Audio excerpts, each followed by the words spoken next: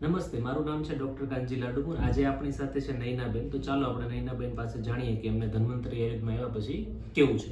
નયનાબેન, તમે ધન્વંતરી આયુર્વેદમાં આવ્યા પછી તમને કેવું છે અને શું તકલીફ હતી?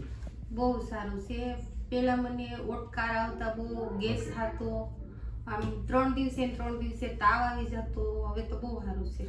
ઓકે, જે તમને કબજિયાત ગેસ એસિડિટી હતી, ઊંધો ગેસ ચડતો હતો, એટલે ઉર્ધ્વ વાયુ પીતો હતો, એમાં કેવું છે?